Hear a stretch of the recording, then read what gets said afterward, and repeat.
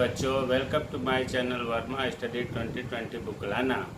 मैं UP board के छात्र छात्राओं के लिए क्लास 11th का जियोग्राफी हिंदी माध्यम से मैं फुल कोर्स कराऊंगा। यदि आप फुल कोर्स करना चाहते हैं तो मेरे चैनल को सब्सक्राइब कीजिए और बेल आइकन को प्रेस करना न भूलें, ताकि जो भी वीडियो मैं अपलोड करूं उसका नोटिफिकेशन सबसे पहले आपको मिल सके। प्यारे बच्चों, 11th में 2 किताब है। एक है भौतिक भूगोल के मूल सिद्धांत, जिसे हम लोग पढ़ रहे हैं।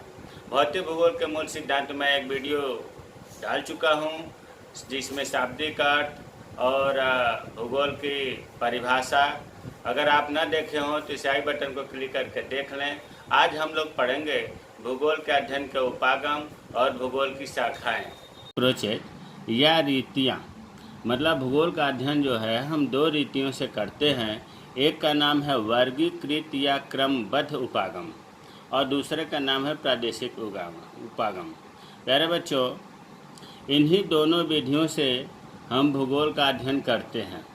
वर्गीकृत या क्रमबद्ध उपागम के जो जन्मदाता हैं उनका नाम है अलेक्जेंडर वान हम्बोल्ट और प्रादेशिक उपागम के जो प्रवर्तक हैं उनका नाम है कार्ल रिटर।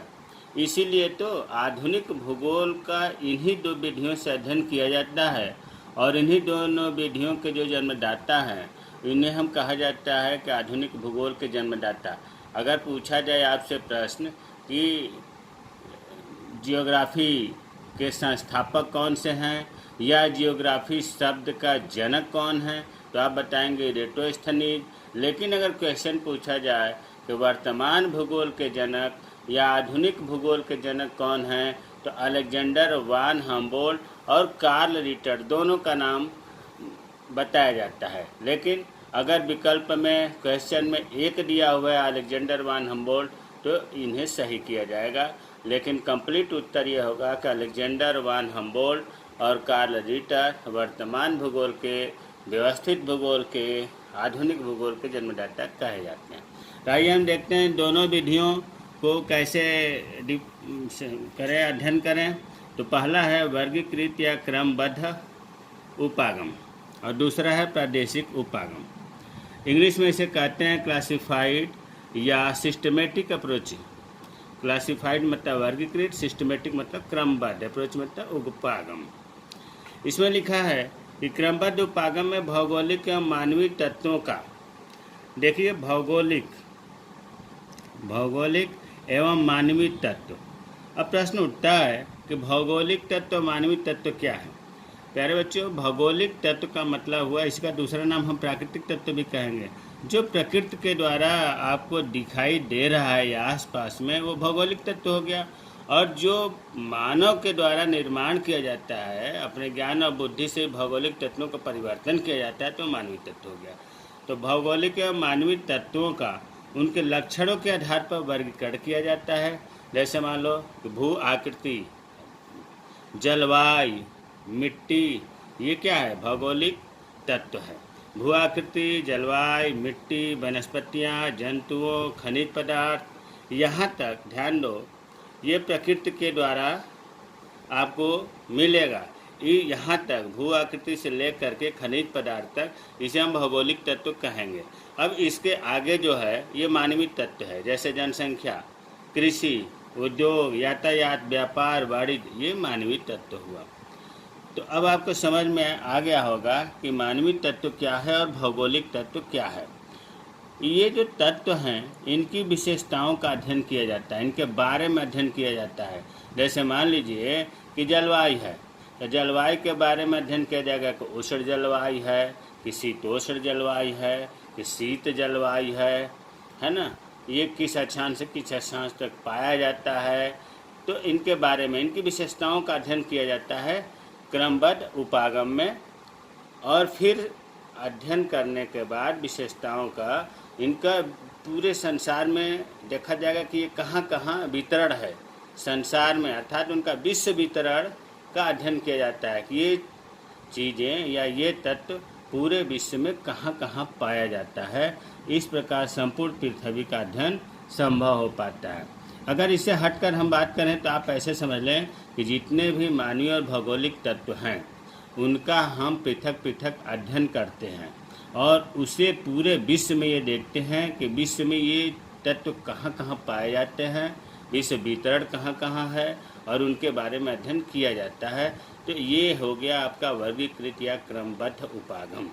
इसका अगर छोटे से कहा जाए, एक लाइन में कहा जाए, तो यही कहा जाएगा कि क्रमबद्ध उपागम में सबसे पहले भौगोलिक एवं मानवीय तत्वों का अध्ययन किया जाता है, फिर उसके बाद उसके विश्व वितरण अध्ययन किया जाता है। अब आते हैं दूसरा प्रादेशिक उपागम, रीजनल अप्रोच।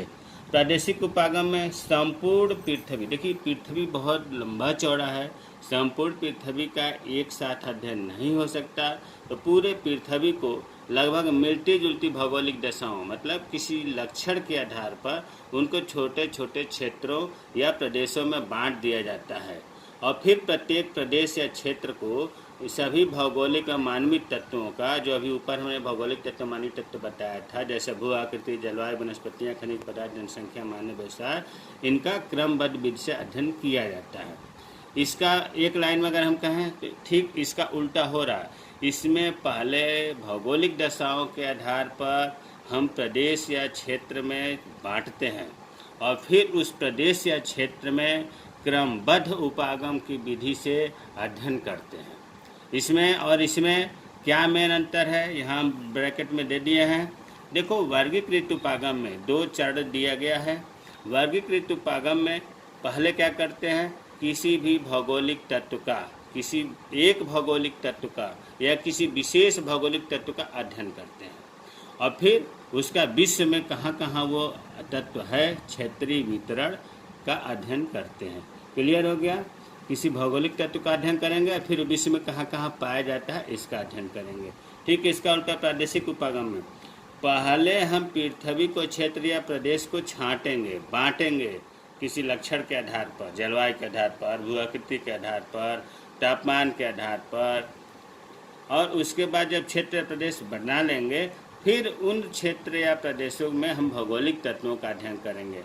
प्यारे बच्चों, एक अंतर तो ये हो गया।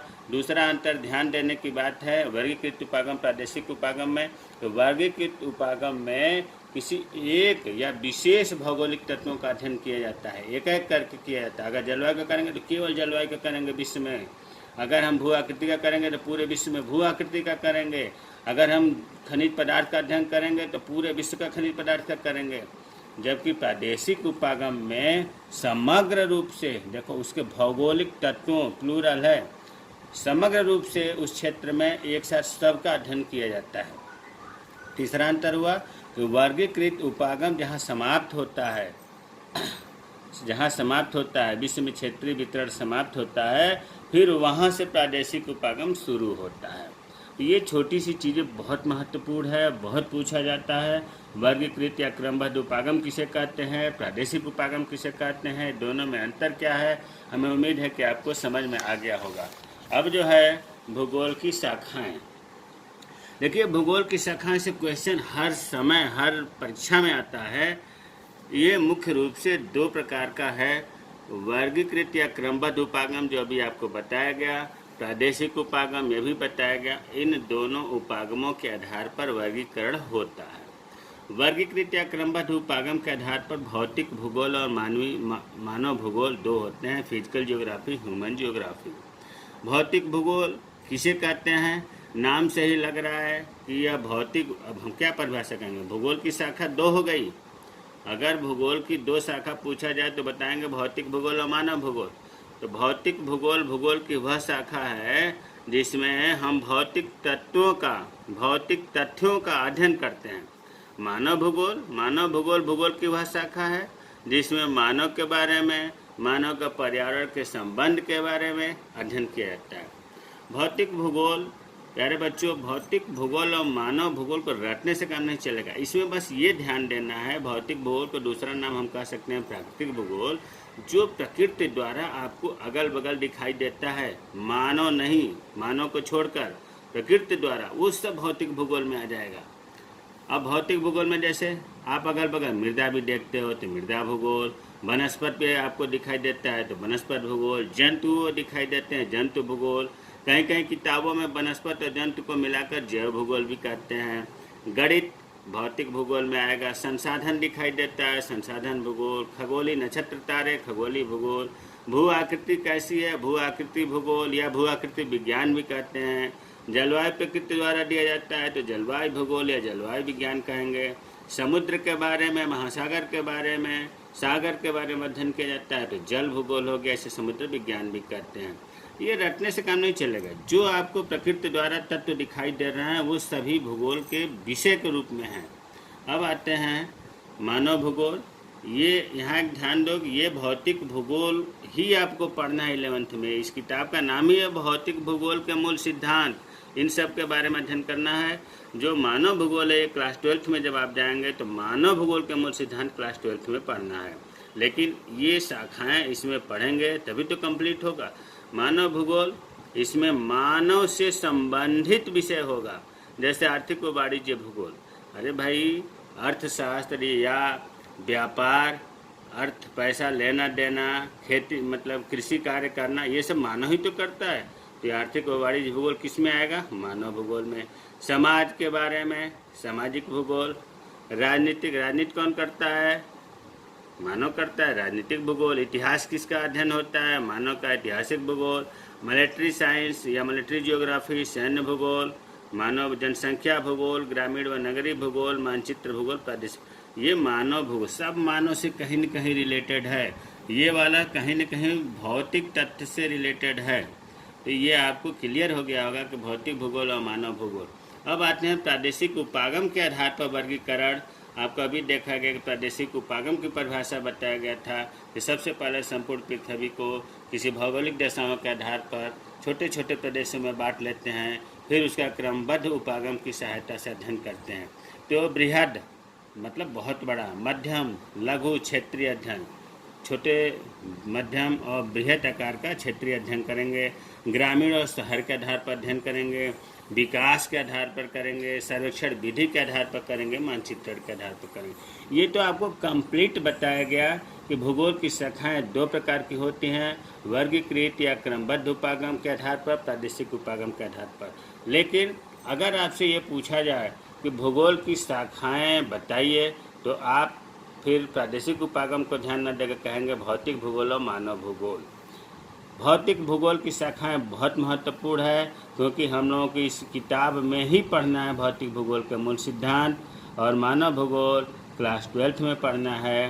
प्यारे बच्चों, हमें उम्मीद है कि भूगोल की शाखाएं, भूगोल के अध्ययन के उपागम आप लोगों को समझ में आया होगा। इसे नोटबुक में लिख लेंगे।